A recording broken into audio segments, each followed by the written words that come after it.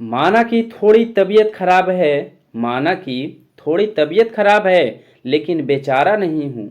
माना कि थोड़ी तबीयत खराब है, लेकिन बेचारा नहीं हूँ। अंतिम श्वास तक लड़ूंगा इस रण में, क्योंकि मैं हारा नहीं हूँ। आपका स्वागत है YouTube channel biology with S bio sir में। आज हम देखेंगे इम्पॉर्टेंट बैटल के बारे में। ये टॉपिक्स बहुत ही इम्पॉर्टेंट है और आप कोई भी एग्ज़ाम देने जाना ना, तो एग्ज़ाम सेंटर में पहुंचने से पहले एक बार ये नोट्स देख कर जाना ही है, क्योंकि आप सभी को पता है कि इस टॉपिक से एग्ज़ाम में क्वेश्चन बनते ही बनते हैं। तो चलिए हम प्रश्न को स्टार्ट करते हैं। और प्रश्न को स्टार्ट करने से पहले अगर अभी तक हमारे YouTube biology with S bio sir को सब्सक्राइब नहीं किए हैं तो प्लीज़ चैनल को सब्सक्राइब करें और बेल आइकन को दबाना ना भूलें। तो चलिए, आपका पहला जो प्रश्न कहता है वो कहता है कि तराइन की पहली लड़ाई। अगर आपसे एग्ज़ाम में पूछे कि तराइन की पहली लड़ाई कब हुई थी, तो ये जो तराइन की पहली लड़ाई है वो आपका 1191 ईस्वी में हुआ था। कब हुआ था? 1191 ईस्वी में हुआ था। और आपको हम बता दें कि इस लड़ाई में पृथ्वीराज चौहान ने मोहम्मद गौरी को हराया था। इस लड़ाई में पृथ्वीराज चौहान ने मोहम्मद गौरी को हराया था तराइन की पहली लड़ाई में, है ना। अगर पूछे कि तराइन की पहली लड़ाई में पृथ्वीराज चौहान ने किसको हराया, तो ये जो है मोहम्मद गौरी को हराया था। तराइन की पहली लड़ाई में किसकी हार हुई थी? तो मोहम्मद गौरी की हार हुई थी। चलिए दूसरे प्रश्न की ओर देखते हैं। तो आपका दूसरा जो है वो कहता है कि तराइन की दूसरी लड़ाई आपको हम बता दें कि तराइन की जो दूसरी लड़ाई हुई थी वो 1192 ईस्वी में हुआ था। 1192 ईस्वी में हुआ था। और इस लड़ाई में मोहम्मद गौरी ने पृथ्वीराज चौहान को हराया था। इस लड़ाई में मोहम्मद गौरी ने पृथ्वीराज चौहान को हराया था। यहाँ पे जो है उल्टा हो जाता है ना। चलिए तीसरे प्रश्न की ओर देखते हैं। तीसरा कहता है कि पानीपत की पहली लड़ाई। अगर आपसे प्रश्न पूछे कि पानीपत की पहली लड़ाई कब हुई थी, तो ये जो पानीपत की पहली लड़ाई है ये 1526 ईस्वी में हुआ था। कब हुआ था? 1526 ईस्वी में। और पानीपत की पहली लड़ाई में आपको हम बता दें कि बाबर ने इब्राहिम लोदी को पराजित किया था। बाबर ने इब्राहिम लोदी को पराजित किया था पानीपत की पहली लड़ाई में। पानीपत की पहली लड़ाई जो हुई थी वो 1526 ईस्वी में हुई थी। चलिए आगे देखते हैं। नेक्स्ट कहता है कि खानवा की लड़ाई कब हुई थी? तो ये जो खानवा की लड़ाई है ये 1527 में हुआ था। खानवा की लड़ाई 1527 ईस्वी में हुआ था। और इस लड़ाई में आपको हम बता दें कि इस लड़ाई में बाबर ने राणा सांगा को हराकर भारत में अपने पैर जमा लिए थे। खानवा की लड़ाई जो कि 1527 ईस्वी में हुआ था, इस लड़ाई में बाबर ने राणा सांगा को हराकर भारत में अपने पैर जमा लिए थे, है ना। तो चलिए पांचवें प्रश्न को हम देखते हैं। पांचवा जो कहता है कि घाघरा की लड़ाई। आपको हम बता दें इससे ये जो है ना, ये घाघरा की जो लड़ाई है इससे एक गाना भी निकल चुका है। आप लोग के बीच बताना नहीं चाहते हैं, है ना। तो ये जो देख रहे हैं कि घाघरा की जो लड़ाई है ये 1529 ईस्वी में लड़ा गया था। घाघरा की जो लड़ाई है वो 1529 ईस्वी में लड़ा गया था। घाघरा की जो लड़ाई है 1529 ईस्वी में लड़ा गया था, है ना। और इस लड़ाई में बाबर ने महमूद लोदी और सुल्तान नुसरत शाह को हराकर इस प्रकार भारत में मुगल शासन की स्थापना की। बाबर ने महमूद लोदी और सुल्तान नुसरत शाह को हराकर भारत में मुगल शासन की स्थापना किया था खानवा की लड़ाई में। अगर आपसे पूछे कि खानवा की लड़ाई कब हुआ था, तो ये जो है 1529 ईस्वी में।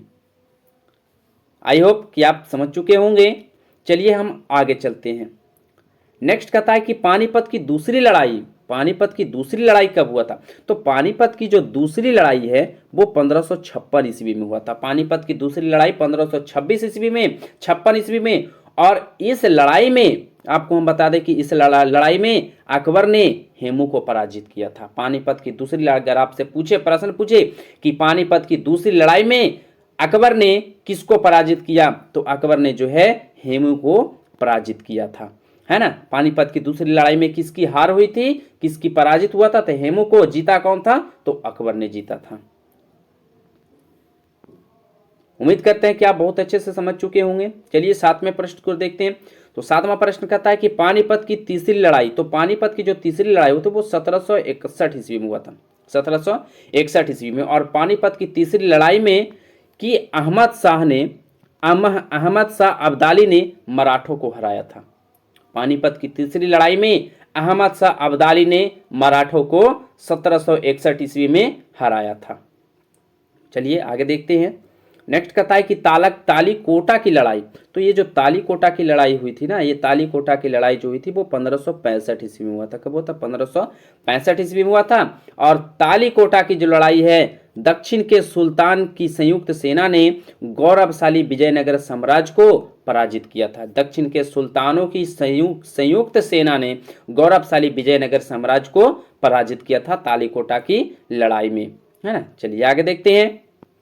नेक्स्ट कहता है कि हल्दी घाटी की लड़ाई, तो ये जो हल्दी घाटी की लड़ाई है, ये हल्दी घाटी की लड़ाई 1576 ईस्वी में लड़ा गया था। और हल्दी घाटी की लड़ाई में मुगल सेना ने राजा मान सिंह और मेवाड़ के राणा प्रताप के बीच ये जो है अनिर्णायक युद्ध हुआ था। मुगल सेना के राजा मान सिंह और मेवाड़ के राणा प्रताप के बीच अनिर्णायक युद्ध हुआ था हल्दी घाटी की लड़ाई में। अगर आपसे पूछे कि हल्दी घाटी की लड़ाई कब हुआ था, तो ये जो है दोस्तों आपका 1576 ईस्वी में हुआ था। चलिए आगे देखते हैं। नेक्स्ट कहता है कि पलासी की लड़ाई, तो पलासी का जो युद्ध हुआ था वो 1757 ईस्वी में हुआ था, 1757 ईस्वी में। और इस लड़ाई में अंग्रेजों ने मीर जफर की मदद से सिराजुद्दौला को हराया। और इस लड़ाई ने भारत में अंग्रेजों के साम्राज्य की नींव रखना शुरू कर दिया, है ना। इस लड़ाई में अंग्रेजों ने मीर जफर की मदद से सिराजुद्दौला को हराया। और इस लड़ाई से जो है भारत में अंग्रेजों के साम्राज्य की नींव रखी गई। चलिए आगे देखते हैं। कहता है वांडीवास की लड़ाई, तो ये जो वांडीवास की लड़ाई हुई थी, वांडीवास की लड़ाई 1760 ईस्वी में हुआ था। वांडीवास की लड़ाई 1760 ईस्वी में हुआ था। इस लड़ाई, ये जो लड़ाई थी, वांडीवास की जो लड़ाई थी, वो अंग्रेजों ने भारत में फ्रांस को निर्णायक तौर पर पराजित किया। यूरोप में ब्रिटेन और फ्रांस के बीच 7 साल का युद्ध, यानी कि हम कह सकते हैं कि 1756 से लेकर 1763 तक इस जो है ये युद्ध चला था। और अंग्रेजी फ्रांसीसियों के बीच 3 कर्नाटिक युद्ध हुए। और यह लड़ाई जो है तीसरे कर्नाटिक युद्ध का एक हिस्सा भी बन चुका था। वांडीवास की जो लड़ाई हुई थी 1760 में, यह लड़ाई जो है तीसरे कर्नाटिक युद्ध का एक हिस्सा बन चुका था। तो चलिए आगे देखते हैं। कहता है बक्सर की लड़ाई, तो बक्सर की जो लड़ाई है ये बक्सर की जो लड़ाई है 1764 ईस्वी में हुआ था। बक्सर की लड़ाई 1764 ईस्वी में। और इस लड़ाई में कहता है कि ब्रिटिश ने मीर कासिम सिराजुद्दौला, जो कि अवध के नवाब थे, सिराजुद्दौला जो थे वो अवध के नवाब थे, और शाह आलम द्वितीय मुगल सम्राट के संयुक्त बलों को हरा दिया। और पलासी की लड़ाई से शुरू हुआ ब्रिटिश साम्राज्य की नींव का काम खत्म हो गया, है ना। इस प्रकार जो है बक्सर की लड़ाई समाप्त हुई। चलिए आगे देखते हैं। कहता है कि समूहगढ़ की लड़ाई, तो समूहगढ़ की जो लड़ाई है वो 1658 ईस्वी में हुआ था। समूहगढ़ की लड़ाई 1658 ईस्वी में। और इस लड़ाई में कहता है कि औरंगजेब ने दारा सिकोह को हरा दिया।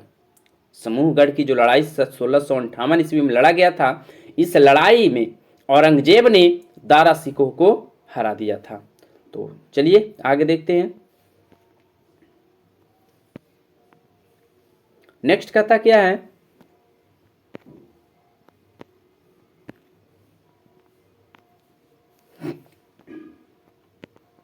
नेक्स्ट है कि करनाल की लड़ाई।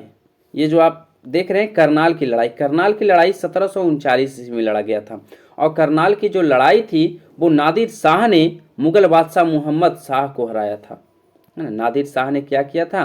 नादिर शाह ने मुगल बादशाह मोहम्मद शाह को इसी लड़ाई में, यानी कि करनाल की लड़ाई 1739 में जो कि हुआ था, इस लड़ाई में नादिर शाह ने मुगल बादशाह मोहम्मद शाह को इसी लड़ाई में हराया था। तो दोस्तों इसी के साथ आज का जो प्रश्न है, प्रसिद्ध भारतीय युद्ध जो है वो समाप्त होता है। फिर इसी तरह से हम इम्पोर्टेंट टॉपिक अगले वीडियो में लेकर आएंगे। तब तक के लिए जय हिंद, जय भारत, वंदे मातरम।